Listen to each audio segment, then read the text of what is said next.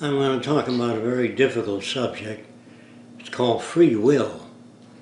Most people believe that they have free will. A strange thing about it, in the mechanical world, when they say the machine turned off, machines don't turn off. Either there's a short or something wrong with the circuit. And even automobile mechanics look for the factors that change the behavior of the automobile. Either the tires are not equally inflated, they look for that. If your car veers to the right or left, sometimes the tire pressure isn't even in your car.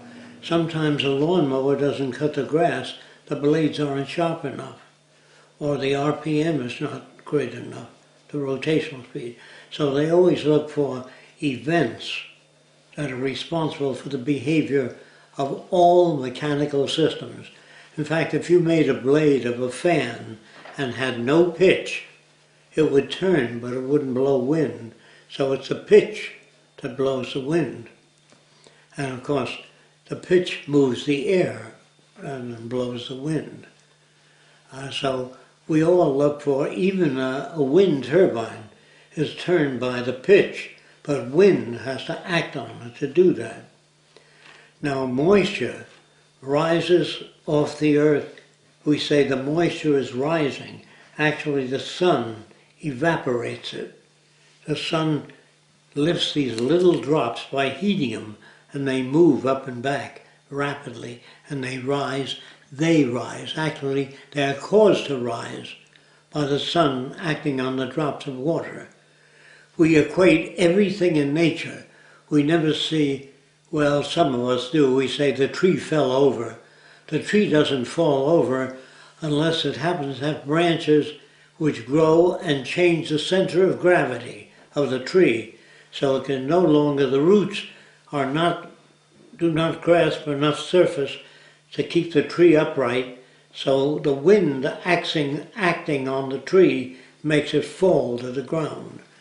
It isn't just the wind, it's gravity, an asymmetry of balance which causes that. But human beings feel that they themselves have free will. They make choices. And free will means that all choices are made without cause. And if something is caused by something else, it's not free will. In other words, hunger, when you get hungry, the organism has used up a lot of energy, and so you have different feelings. You have thirst, you have hunger. It's thirst, and it tends to make you want a glass of water. If you never had the feeling of thirst, you'd dry up, you would die. If you didn't have a sensor, if a fly landed on you, if you didn't feel the itch, it would sting you continuously. So would it be. But the fact that you have sensory things, meaning responding mechanisms, you whack the fly. So if all things in nature are subject to natural force, including the orbit of the moon around the earth, is a gravitational field that keeps the moon within the orbit. The same with the earth. The same with the earth rotation is done by physical force, something in nature that does that. A magnet really does not attract other material, but there's some mechanism in the magnet that acts in a certain way. In other words, they found out years ago that if you suspend a ball with a string near a precipice, it moves toward the precipice. Mass seems to attract mass, certain kinds of mass. So if you suspend a ball near a cliff, it moves a little bit toward the cliff. Now, what that mechanism is, I can go into theories about that, but I don't want to do that now, because it wouldn't serve any useful purpose. If an airplane is about to take off and there's a sudden gust of wind, it'll take off faster. And if it's about to come in for landing and the wind moves at the speed the airplane's moving, it'll drop to the ground. It needs wind coming at it to sustain it. Also, man does not see with his eyes. He needs light. If a man says, well, at least I can see, if you bring him into a dark closet and tell him to see, he cannot, unless there's light. So he does not see with his eyes, he sees with a combination of the retina, the brain, the eyes, and light, and many other factors, which I needn't go into. If all things are acted upon by nature, if a moth has a tendency to fly into light, and the moth has what we call an antenna, it's a heat sensor, and when it gets near the flame, the heat sensor lets him know, gives him a reaction away from the flame. So a moth without an antenna would fly into fire. It's the antenna that causes him to back off. If you put sensors on a machine, meaning if they can sense the environment, they can react to it. Without sensors, a blind man needs a cane to see if there's objects in front of him, because he doesn't have visual senses. They say he tripped over the object. You know, he had no senses to tell him there was an object on the floor that he could not sense. So if a doctor knows that you have damaged senses, they recommend eyeglasses or eye surgery or retinal damage replacement or hearing aids. If you lose your hearing, you can't hear a Mack truck coming down the street. You have to step in front. If you can hear, at least you got another sensor that tells you there's a vehicle coming. So people that are deaf have a higher chance of being hit by a car.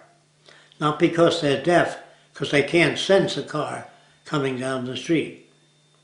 So when we talk, they used to in the old days say we have 6 senses, like we had 6. We have an internal sense of how full you are.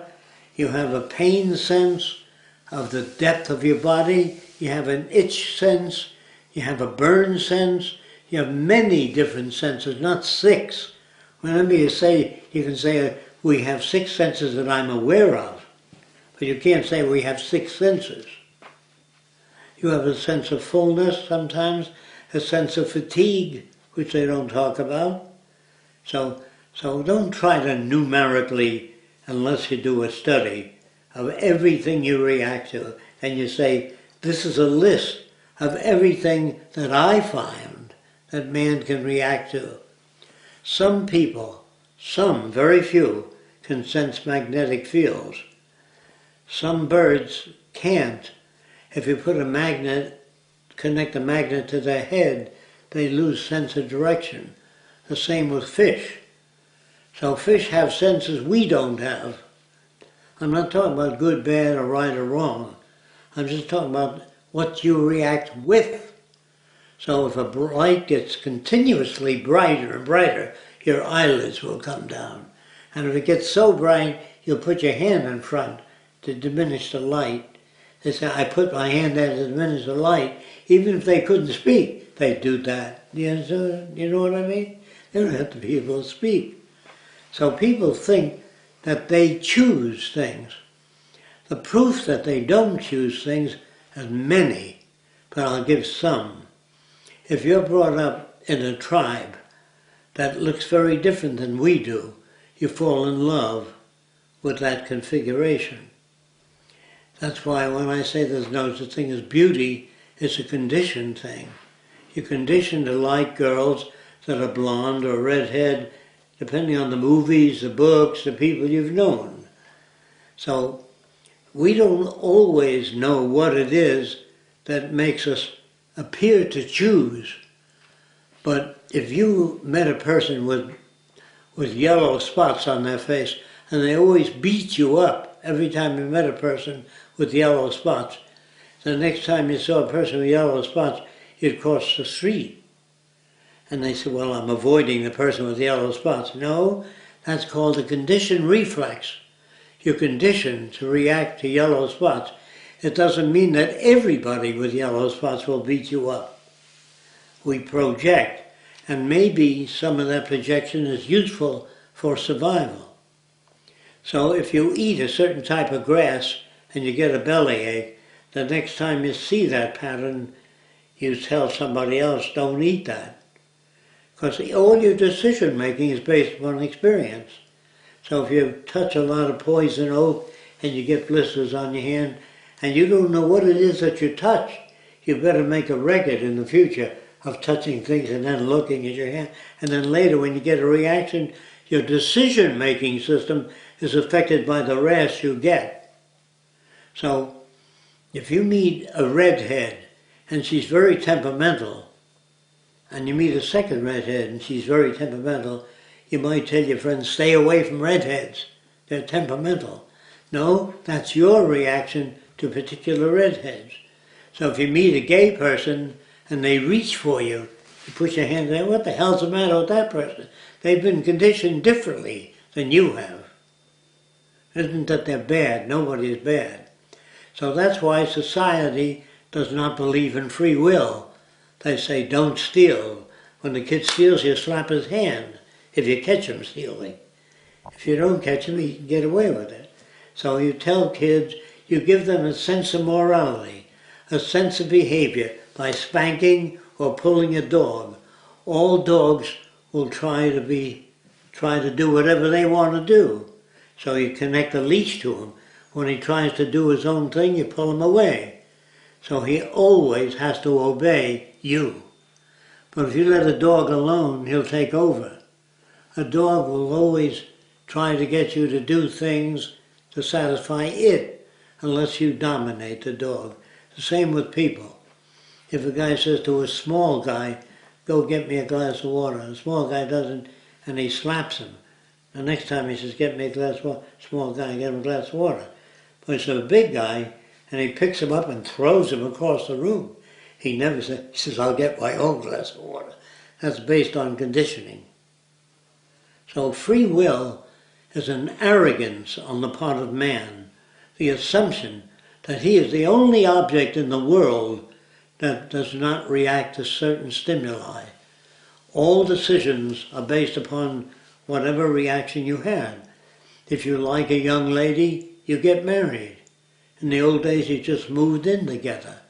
But it was too difficult to manage. That is, a ruling group of people could not manage people unless they made a set of laws and said, you don't take anything out of his hut, you don't take anything out of her hut. They had to invent some kind of structure to keep that society from working. In other words, if everybody took things from your log cabin and you went hunting and you got 5 rabbits and I stole 4 of them, the tribe wouldn't work. So morality is an outgrowth of inability to manage systems. Do you understand that? All moral laws come about because we need to have, especially if you get more than 4 people living together, you have to make laws. The laws that don't take his bow and arrow, he made that bow and arrow. You give him all kinds of words, it's wrong, this is... But if a guy doesn't have a bow and arrow or a javelin, and a lion comes at him, and your javelin is nearby, he will borrow it. He doesn't steal it, he borrows it, and he throws it at the lion.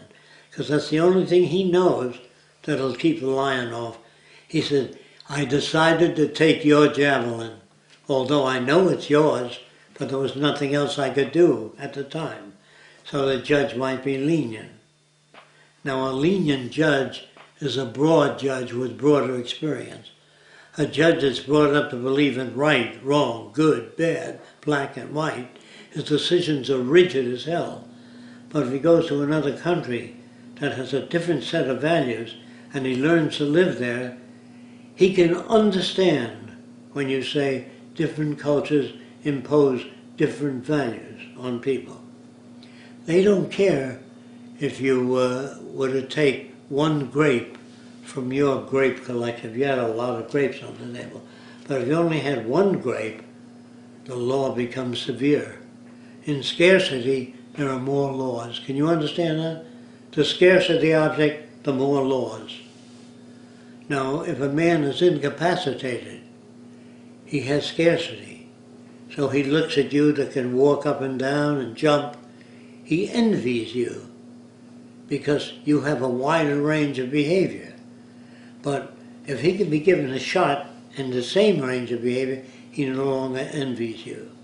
So envy is a byproduct of behavior sometimes that you cannot perform.